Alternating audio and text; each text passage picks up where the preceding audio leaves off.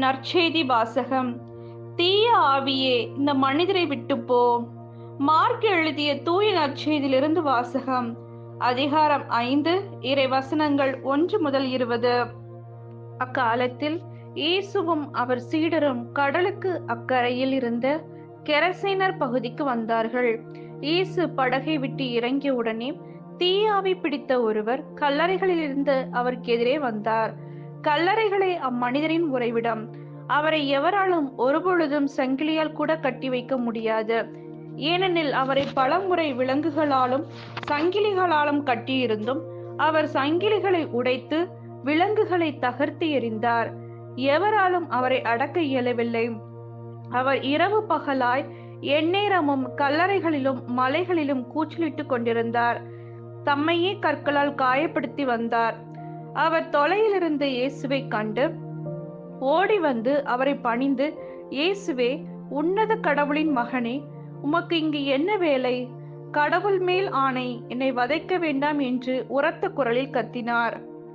ஏனெனில் இயேசு அவரிடம், தீய ஆவியே, இந்த மனிதரை விட்டு போ என்று சொல்லியிருந்தார். அவர் அம்மனிதரிடம், உன் பெயர் என்ன என்று கேட்க, அவர், என் பெயர் இலகியோன், ஏனெனில் நாங்கள் பலர் என்று சொல்லி அந்த பகுதியிலிருந்து தங்களை அனுப்பிவிட வேண்டாம் என்று அவரை வருந்தி வேண்டினர். அங்கே மலைப்பகுதியில் பன்றிகள் பெருங்கூட்டமாய் மேய்ந்து கொண்டிருந்தன. நாங்கள் அப்பன்றிகளுக்குள் புகும்படி எங்களை அங்கே அனுப்பிவிடும் என்று தீய ஆவிகள் அவரை வேண்டின. அவரும் அவற்றுக்கு அனுமதி கொடுத்தார். பின் தீய ஆவிகள் வெளியேறி பன்றிகளுக்குள் புகுந்தன. ஏறக்குறைய 2000 பன்றிகள் அடங்கிய அந்த கூட்டம் செங்குத்து பாறையிலிருந்து கடலில் பாய்ந்து வீழ்ந்து மூழ்கியது. பன்றிகளை மேய்த்து கொண்டிருந்தவர்களோ ஓடிப்போய் நகரிலும் நாட்டுப்புறத்திலும் இதை அறிவித்தார்கள். நடந்தது என்னவென்று பார்க்க மக்கள் வந்தனர்.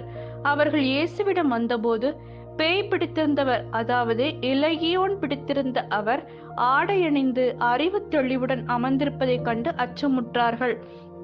நடந்ததை பார்த்தவர்கள் பேய் பிடித்தவருக்கும் பன்றிகளுக்கும் நேரிட்டதை அவர்களுக்கு எடுத்துரைத்தார்கள். அப்பொழுது அவர்கள் தங்கள் பகுதியை விட்டு போய்விடுமாறு இயேசுவை வேண்டிக் கொண்டார்கள். அவர் படகில் ஏறியதும் பேய் பிடித்திருந்தவர் தாமும் அவரோடு கூட இருக்க வேண்டும் என்று அவரை வேண்டிக் கொண்டார். ஆனால் அவர் அதற்கு இசையாமல் அவரை பார்த்து, உமது வீட்டிற்கு போய் ஆண்டவர் உம்மீது இரக்கம் கொண்டு உமக்கு செய்ததையெல்லாம் உறவினருக்கு அறிவியும் என்றார். அவர் சென்று இயேசு தமக்கு செய்ததையெல்லாம் தெக்கப்பொலி நாட்டில் அறிவித்து வந்தார். அனைவரும் வியப்புற்றனர். இது கிறிஸ்துவின் நற்செய்தி. கிறிஸ்துவே, உமக்கு புகழ்.